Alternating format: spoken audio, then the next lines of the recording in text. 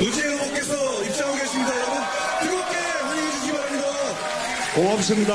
국민 모두의 대통령이 되겠습니다. 저를 지지하지 않았던 분들도 섬기는 통합 대통령이 되겠습니다. 감사합니다. 김현정의 뉴스 쇼.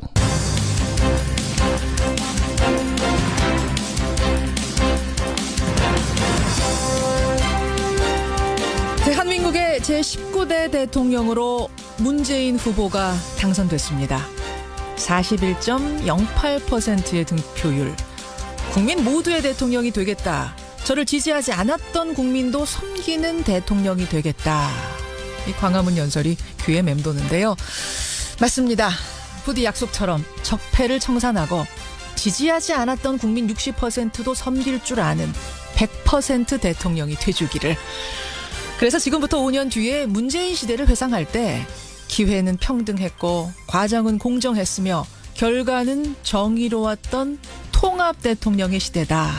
이렇게 기억될 수 있기를 진심으로 소망합니다. 특집 김현정의 뉴스쇼 지금부터 출발합니다.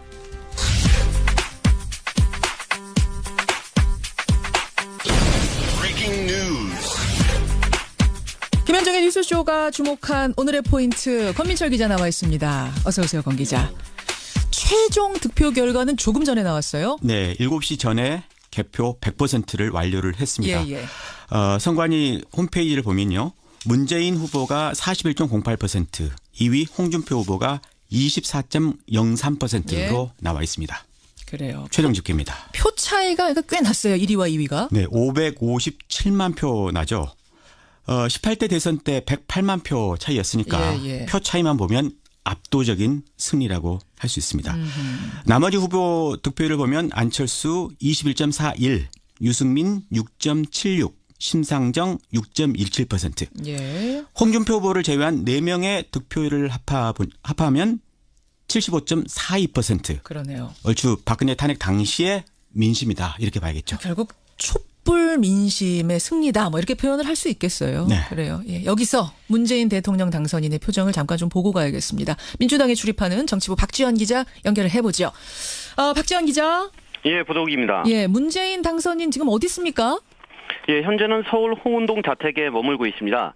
어젯밤 늦게까지 승리의 기쁨을 만끽한 문 당선인은 집에서 잠시 휴식을 취한 뒤 이 시간 현재 공식 업무를 시작했습니다. 예. 문 당선인은 조금 전 그 합참 의장으로부터 자택에서 안보 현황을 브리핑 받은 것으로 전해졌는데요. 정권 교체 시에 혹시나 있을지도 모르는 북한의 도발 가능성을 사전에 차단하겠다는 의미로 풀이됩니다. 그래요. 어제 이제 당선 윤곽이 초반에 드러났습니다. 그런 후에 그 행보는 어떻게 됐죠? 예, 어제 저녁 8시쯤에 자택에서 가족들과 방송 3사 출구 조사를 함께 지켜봤고요. 예. 이후 당선이 유력해지자 여의도 민주당 개표 상황실에 들러 선대위 관계자들을 격려하고 서울 광화문 광장에서 지지자들과 만났습니다. 예. 이 자리에서 감사의 뜻을 밝히는 것과 동시에 통합 대통령도 다짐했는데요. 광화문에는 당내 경선에서 치열한 경쟁을 벌였던 안희정 충남지사와 이재명 성남시장도 함께해 훈훈한 모습을 연출했습니다. 만세 부르고 한마디씩 말도 하고 뭐 이런 장면이었는데 오늘 일정 이제 합참의장으로부터 전화보고는 받고 여기서부터 시작해서 일정이 어떻게 됩니까? 예, 일단 역대 대통령 당선인이 그랬던 것처럼 오전 10시에 서울 국립현충원을 참배합니다. 예. 현충원 참배를 위해 자택을 나설 때에는 지역 주민들의 축하 인사가 이어질 것으로 보입니다. 이후 12시에 국회에서 제19대 대통령 취임 선서를 하며 본격적인 업무에 돌입합니다. 그래요. 아무래도 이게 탄핵 정국에서 치러진 보궐선거니만큼 빨리 국정을 안정화시키는 게 중요할 텐데 어떤 대책들이 나올까요? 예, 당장 다음 정부를 이끌 내각 구성이 발등에 떨어진 불입니다. 그렇죠. 이번 대선은 그 보궐선거여서 정권 인수위가 없는데요. 바로 대통령 임기가 시작되는 만큼 문 당선인은 오늘 오후에 청와대 비서실장과 홍보수석 그리고 국무위원 검증에 나설 민정수석 등을 인선할 예정입니다. 대통령 비서실장에는 문 당선인 선대위에서 비서실장을 맡았던 임종석 전 의원이 낙점된 것으로 전해졌습니다. 청와대 참모진은 장관 등 그 다른 국무위원 등과 달리 인사청문회가 따로 필요 없기 때문에 청와대 비서진 그 구성에 속도를 내고 바로 내각 구성에 착수할 것으로 예상됩니다. 임종석 전 의원 말고도 지금 하마평에 여럿이 오르더라고요. 총리라든지 다른 장관들. 이 그렇습니다. 이야기는 잠시 후에 저희가 송영길 의원 연결을 합니다. 캠프의 총괄본부장이었죠. 확인을 좀 해보도록 하죠. 그래요. 여기까지 박지원 기자 수고하셨습니다. 예, 박지원 기자를 연결을 해봤고요. 앞서서 탄핵 표심 얘기를 했는데요, 권 기자. 네. 개표 결과 더 좀 짚어볼 만한 포인트 있습니까? 네, 이번에도 지역 연령 차이, 이 연령의 한계를 극복하지 못한 결과로 났습니다. 네. 문재인 당선인이 1위를 차지하지 못한 지역 보니까 이제 대구, 경북, 경남 이렇게 세 곳이었습니다. 이곳은 홍준표를 가장 많이 찍었고요. 예. 연령별 개표 결과는 알 수가 없죠. 하지만 어제 그 출구조사 이거를 보면 좀 짐작할 수가 있을 것 같은데요. 예. 60대 미만은 전부 문재인을 찍었습니다. 반면 60대 이상은 전부 홍준표를 찍은 걸로 나왔습니다. 참고로 이번 투표율은 80%를 넘을 걸로 당초에 봤었는데 예. 77.2%에 머물렀죠. 그러게요. 하지만은 97년 이후에 이 최대 투표율로 기록되게 됐습니다. 미국, 중국 이 주요국들 반응이 어떻게 나왔습니까? 네, 미국은 당선이 확정되자마자 백악관 대변인의 이 축하 성명이 나왔고요. 예. 내용은 평화적이고 민주적인 정권 이행을 축하한다. 이러면서 굳건한 한미 동맹을 강조했습니다. 예. 방금 전에 그 션 스파이서 백악관 대변인이요.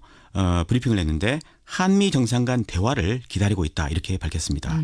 중국은 기대하는 눈치가 좀 역력합니다. 문 당선인이 그동안에 그 사드 재검토 발언을 줄곧 해오지 않았습니까? 새 정부에서 다시 논의하겠다 뭐 이런 거였죠. 그렇죠. 예. 북한과 대화도 줄곧 강조해 왔으니까요. 예. 따라서 이 대북 정책의 그 공조 이 부분에 양국 간의 공조 이거에 대한 어떤 기대를 가지고 있는 것 같고요. 러시아 유럽 연합도 환영하는 분위기 일색이고 예. 다만 일본은요. 그 위안부 문제라든가 이런 그 양국 간의 껄끄러운 문제가 있지 않습니까? 그렇죠. 따라서 이 한미일 이 삼국 간의 공조에도 균열이 가는 거 아니냐 이런 우려가 제기가 되고 있는 것 같습니다. 여기까지 오늘의 포인트 권민철 기자가 간추려줬습니다. 수고하셨습니다. 고맙습니다.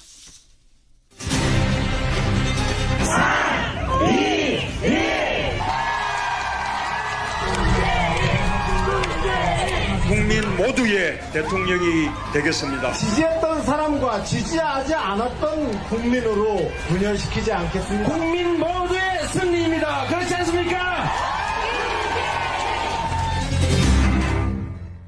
예, 촛불과 광장의 민심을 국정 운영의 초석으로 삼겠다.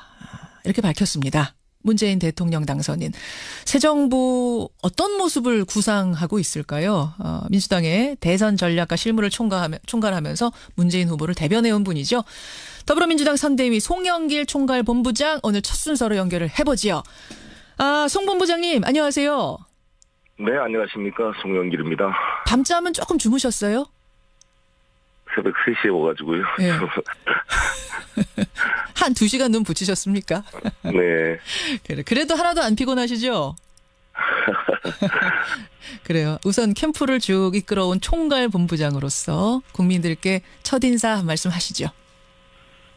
네, 너무 감사드리고요. 또 책임을 많이 느끼고 또 자신들이 지지했던 후보가 낙선했을 경우에 마음이 참 허전합니다. 일단 위로드리고. 네. 후보, 이제 대통령이 되셨죠. 문재인 대통령이나 저희 당의 입장은, 모두의 대통령, 편가르지 않는 국민 전체를 통합하고는 대통령이 될 수 있도록 뒷받침하겠습니다. 그러니까 이게 확정, 당선, 유력 확정, 이 최종 득표 나올 때까지 계속해서 들리는 키워드가 통합이에요. 국민 모두의 네네. 대통령. 네. 저를 지지하지 않은 분도 섬기겠다. 계속해서 그 이야기를 하시네요. 캠프 분들도 그렇고 당선인도 그렇고. 그래요. 그게 사실 박근혜 대통령 당선 때도 100% 대통령이 되겠다 이런 말씀을 했습니다. 그렇죠. 근데 참 그게 전혀 그렇게 되지 않아서 실망이 됐는데 그렇지 않도록 전체 대한민국을 대표하는 대통령으로서 역할을 하는 것이 중요하다고 생각합니다. 중요하다고. 예, 그렇죠. 근데 지금 득표율이 41.08%가 나왔습니다. 네. 여기에 담긴 의미는 어떻게 받아들이세요? 네, 저희들은 45나 50이 됐으면 아쉬움이 있습니다만 그래도 역으로 생각해 보면 1여 4야의 대결 구도 아니었습니까? 그렇죠. 명목은 야당이 4명이 나오셨는데 거기에서 40% 넘게 득표했다는 것은 큰 의미가 있다고 생각합니다. 오자구도라는 점. 네, 특히 이제 바른정당은 뭐 여당이 있다 나오신 야당이니까 그렇다 할지라도 예. 뭐 국민의당과 저희 당은 다 이렇게 분열돼서 치른 선거에 내리게 됐다는 것은 국민들의 간절한 정권 교체 열망이 표현된 거다 이렇게 생각합니다. 그렇게 보세요. 근데 사실은 이제 송영길 본부장도 계속 강조하셨던 게 과반이잖아요. 과반을 몰아주십시오. 그래야 우리가 국정에 힘받아서 뭔가 개혁할 수 있습니다. 근데 과반은 사실 안 됐어요. 그래서 실제적으로 걱정이 나옵니다. 이거 다른 당 도움 없이는 하나도 처리할 수 있는 게 없다. 우려되시죠? 아니, 과반을 넘었더라도 국회 해산권이 없는 현 체제에서 20대 국회와 3년을 같이 이제 국정을 운영해야 되는데 연정과 협치는 불가피한 상황이었습니다. 단지 50%가 넘으면 좀 더 그것을 대통령이 힘있게 좀 풀어갈 수 있었다 이렇게 차원에서 저희들이 지지를 호소한 것이고 저희 내심으로는 마지노선을 40으로 봤거든요. 그러셨어요? 40이 넘어서 너무 다행이다 이렇게 생각합니다. 알겠습니다. 지금 이제 당장 업무를 시작해야 됩니다. 문재인 당선인. 아마 조금 후에 8시 조금 넘으면 선관위에서 확정 발표를 할 겁니다. 방망이를 두드리는 그 순간부터 공식 대통령이 되는 건데 혼자 청와대에 들어갈 수는 없죠. 같이 일할 사람들 최소한의 인력이라도 꾸려야 들어가기 때문에 오늘 청와대 비서실 인선이 단행되는 거죠? 비서실과 일부 수석이 아마 발표될 것으로 알고 있습니다. 비서실장에는 서울시 정무부시장 지낸 임종석 전 의원이 내정됐다. 이거는 확정으로 봐도 되겠습니까? 제가 그런 말씀을 드리면 안 될 것 같습니다. 청와대에서 공식 발표가 돼야 될 거라고 봅니다. 확정된 걸로 뭐 이미 보도들은 나오고 있습니다만 아직도 그냥 조심스럽게 조금의 여지를 남겨두시는군요. 임종석 전 의원이 내정됐다는 보도들은 지금 나오고 있고 정무수석직에는 이것도 확인은 안 해주시겠지만 제가 질문은 좀 드리겠습니다. 정무수석직에는 전병헌 의원, 홍보수석 겸 대변인에는 윤영찬 전 네이버 부사장이 내정됐다. 혹은 된 것으로 보인다, 돼가고 있다 이런 얘기들이 나오던데 여기에 대해서도 언급하기는 어려우세요? 네. 그래도 제가 소식은 전해야 되기 때문에 계속해서 질문 드릴게요. 뭐냐면 국무총리입니다. 국무총리.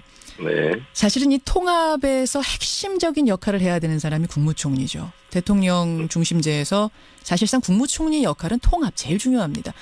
총리로 누구를 인선했냐. 일단 비영남인 건 분명하고요. 그렇죠?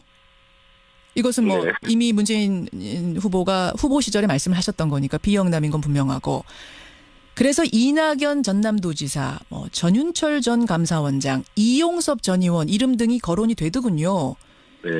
총리는 오늘 중으로 혹시 발표가 총리도 되나요? 총리는 오늘 발표가 될지 안 될지 좀 하루 정도 시간이 필요하지 않을까 생각하는데요. 하루 정도. 그도 이제 비서실장 내정이 우선 중요하고 비서실장이 내정되면 대통령과 함께 상의해서 아마 발표 시기가 정해질 것으로 생각합니다. 그렇군요. 비영남 총리라는 어떤 그 통합의 기준에 맞춰서 지금 거론되는 세 분 중에 있습니까? 내정자가? 글쎄요, 그게 가장 중요한 사안이라 사실 제가 말씀드리기가 그래요. 죄송합니다. 알겠습니다. 충분히 이해합니다. 그래. 다른 기준이 혹시 또 있나요? 비영남이라는 건 말고도? 비영남이 이제 그 호남을 배제하는 거냐 또 이렇게 박지원 대표께서 지적도 하고 그랬기 때문에 비영남이라고 그랬지만 호남이 될 가능성은 높다고 봅니다. 호남 총리. 말씀하신 대로 전체 우리 대통령과 통합과 또 개혁을 같이 수행할 그런 여러 가지 고민을 하지 않을까 이렇게 생각합니다. 그렇군요. 이게 연정을 생각하면 국무총리를 타당 쪽 인사를 쓰지 않겠느냐라는 이런 것도 나오던데 그것도 기준에 있습니까? 그게 시간이 워낙 없고 쉽지가 않을 거라고 보는데 일단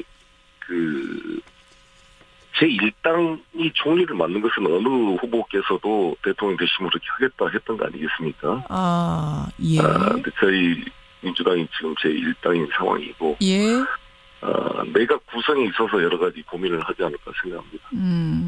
내각 얘기를 지금 하셨어요. 그러니까 총리는 결국 우리 당에서 제1당에서 나오는 게 맞다. 그것이 원칙이다라는 말씀이시고 내각에 있어서는 그러면은 다른 당과의 협치 차원에서 많이 기용하실 생각이세요? 구상이세요? 네, 뭐 지금 여러 가지 사안들은 대통령께서 결정할 사항이기 때문에 제가 말씀드린 것은 지금 뭐 적절치 않은 것 같고요. 그 총리가 내정이 되면 총리와 대통령과 협의를 통해서 총리의 강요 추천권들을 또 실제 실현되도록 하시지 않겠습니까? 그런 과정을 통해서 상의가 될 거로 봅니다. 그래, 알겠습니다. 송영길 의원도 장관 하마평에만 오르시더라고요. 저는 뭐 독립된 나라의 문지기의 자세로. 제안 와도 거부하시는 겁니까? 웃음으로. 예. 아니 뭐 답변 안 하실 줄 알았습니다만 궁금해서 당사자가 나오셔서 제가 여쭤봤고, 끝으로 문재인 대통령 당선인 참 산적한 과제들 많습니다. 어떤 걸 최우선적으로 해결해야 된다고 생각하세요? 시대적 과제인 그 적폐청산과 공정한 대한민국 만드는 것, 그리고 일자리 대통령이 되시겠다 했기 때문에 일자리 위원회를 구성하고 거기서 집중하면서 일을 하실 겁니다. 바로바로 100일 프로젝트를 만들어서 속도감 있게 국민들에게 이 정권 교체가 실감이 날 수 있도록 일을 추진해 가실 것으로 생각합니다. 일자리 공약이 헛되지 않도록 빨리빨리 그것부터 처리하겠다. 예. 기대가 큽니다. 뭐 지지를 했던 국민이든 아니든 이제는 한 마음으로 대한민국 성공을 위해서 대통령의 성공을 기원해야 되는 때니까요. 송 본부장님 고생 많이 하셨고요. 네. 국민들의 감사합니다. 이 염원 잊지 않고 끝까지 좀 기억해 주시기를 부탁드리겠습니다. 네, 감사합니다. 예, 고맙습니다. 네. 더불어민주당 선대위의 송영길 총괄본부장 만났습니다.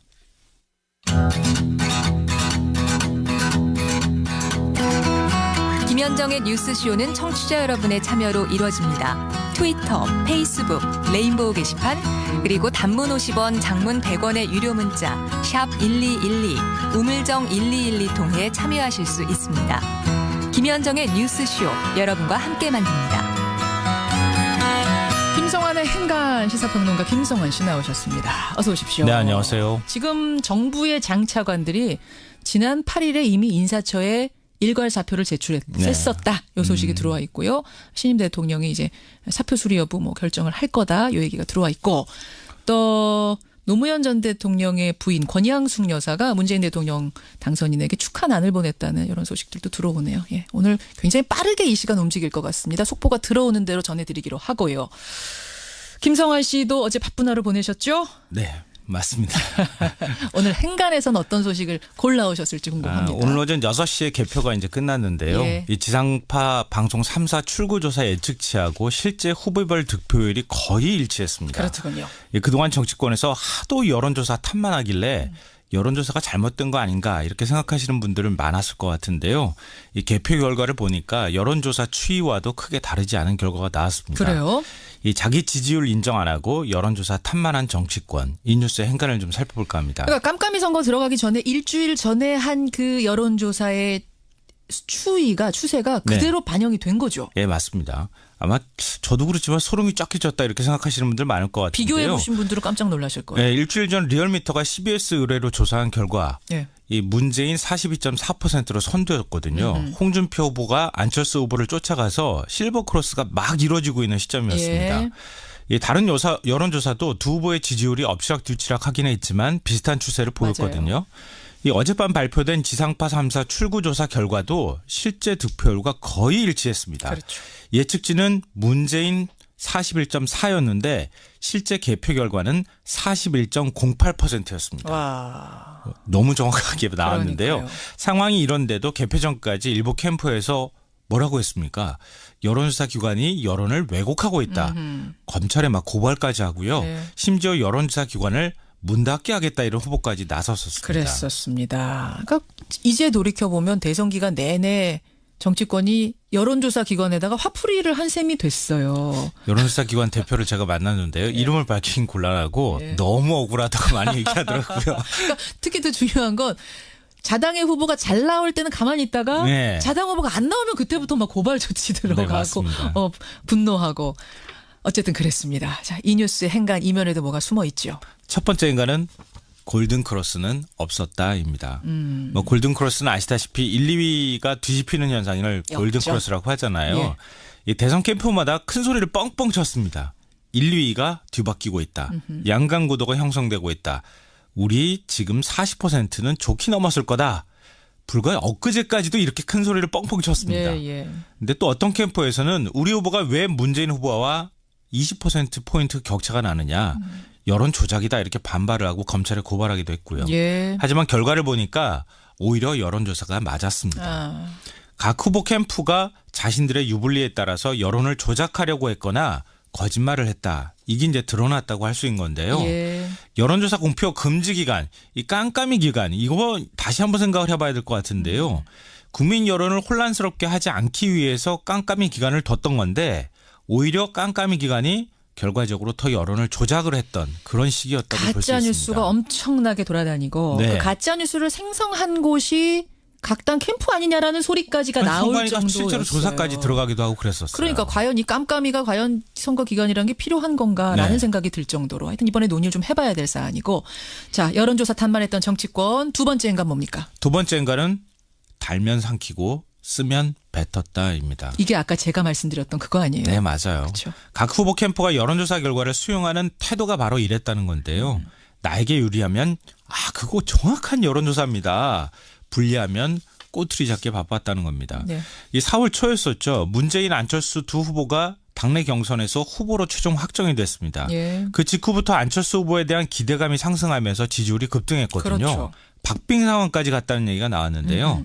그때 문재인 후보 캠프에서 뭐라고 했습니까? 언론사가 양자구도로 몰고 간다. 왜 가능성도 없는 양자구도를 만들어서 여론조사를 하느냐.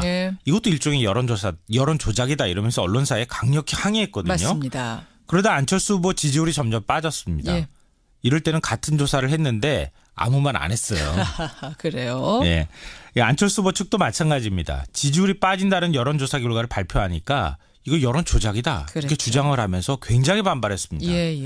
홍준표 후보 측은 어떻습니까? 아예 이미 지지율 2위에 올라섰다. 이런 근거도 없는 여론조사 내용을 공개적으로 발표를 했다가 후보가 그것도. 선관위 조사를 받기까지 했습니다. 그렇죠. 이런 자신들의 예측치와 조사 결과가 맞지 않으니까 홍준표 후보가 뭐라고 했습니까?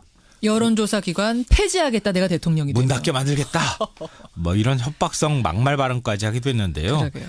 이게 전형적인 내가 하면 로맨스, 남이 하면 불륜 이런 이제 논법입니다. 그러게요. 정치권 모두 자신이 불리할 때 여론조사기관 탓만하기 바빴다 이렇게 볼 수 있을 것 같습니다. 세 번째 행간 또 있습니까? 마지막 세 번째 행간은 여론은 모래성 같은 것 한순간에 훅 간다입니다.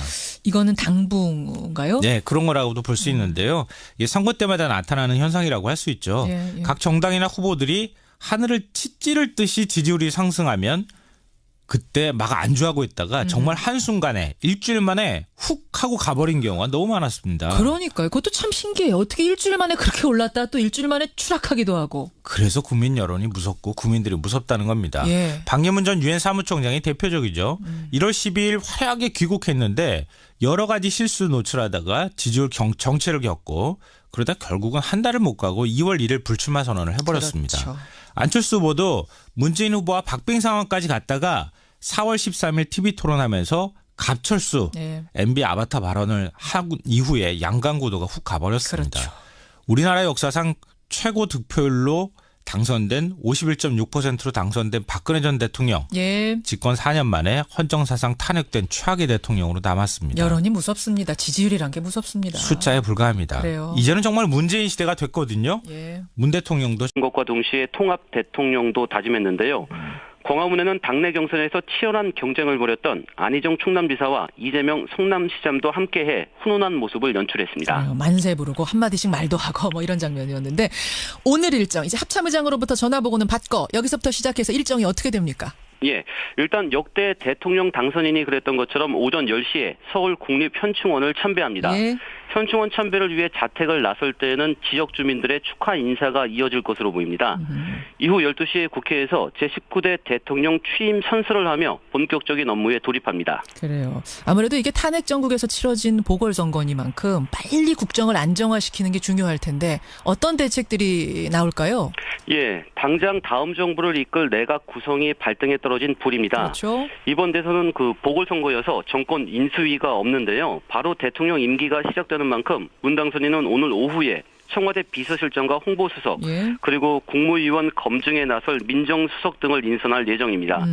대통령 비서실장에는 문 당선인 선대위에서 비서실장을 맡았던 임종석 전 의원 42%. 그러네요. 얼추 박근혜 탄핵 당시의 민심이다 이렇게 봐야겠죠. 결국 촛불 민심의 승리다 뭐 이렇게 표현을 할 수 있겠어요. 네. 그래요. 예, 여기서 문재인 대통령 당선인의 표정을 잠깐 좀 보고 가야겠습니다. 민주당에 출입하는 정치부 박지원 기자 연결을 해보죠.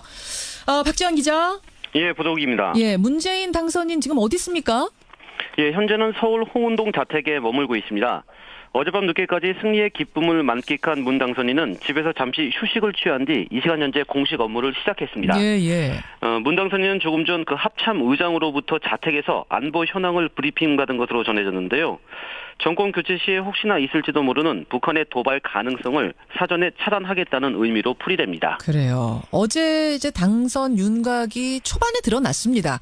그런 후에 그 행보는 어떻게 됐죠? 예, 어제 저녁 8시쯤에 자택에서 가족들과 방송 3사 출구 조사를 함께 지켜봤고요. 이후 당선이 유력해지자 여의도 민주당 개표 상황실에 들러 선대위 관계자들을 격려하고 서울 광화문 광장에서 지지자들과 만났습니다. 이 자리에서 감사의 뜻을 밝히는 문재인 후보께서 입장하고 계십니다. 여러분 뜨겁게 환영해 주시기 바랍니다. 고맙습니다. 국민 모두의 대통령이 되겠습니다. 저를 지지하지 않았던 분들도 섬기는 통합 대통령이 되겠습니다. 감사합니다. 김현정의 뉴스 쇼.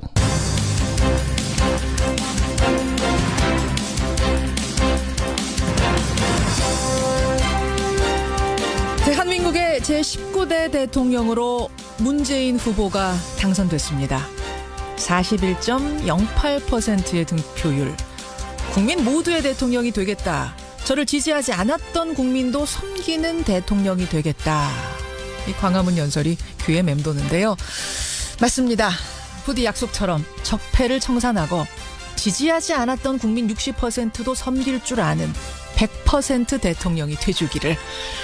그래서 지금부터 5년 뒤에 문재인 시대를 회상할 때 기회는 평등했고 과정은 공정했으며 결과는 정의로웠던 의원이 낙점된 것으로 전해졌습니다. 예.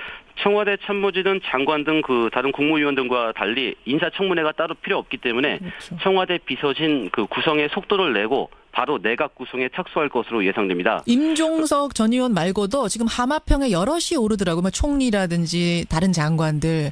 이 이야기는 잠시 후에 저희가 송영길 의원 연결을 합니다. 캠프의 총괄본부장이었죠. 확인을 좀 해보도록 하죠. 그래요. 여기까지 박지원 기자 수고하셨습니다. 예, 박지원 기자를 연결을 해봤고요. 앞서서 탄핵 표심 얘기를 했는데요, 권 기자. 네. 개표 결과 더 좀 짚어볼 만한 포인트 있습니까? 네, 이번에도 지역 연령 차이, 이 연령의 한계를 극복하지 못한 결과로 났습니다. 네. 문재인 당선인이 1위를 차지하지 못한 지역 보니까 이제 대구, 경북, 경남 이렇게 세 곳이었습니다. 이곳은 홍준표를 가장 많이 찍었고요. 예. 연령별 개표 결과는 알 수가 없죠. 하지만 어제 그 출구조사 이거를 보면 좀 짐작할 수가 있을 것 같은데요. 예. 60대 미만은 전부 문재인을 찍었습니다. 반면 60대 이상은 전부 홍준표를 찍은 걸로 나왔습니다. 통합 대통령의 시대다. 이렇게 기억될 수 있기를 진심으로 소망합니다. 특집 김현정의 뉴스쇼 지금부터 출발합니다.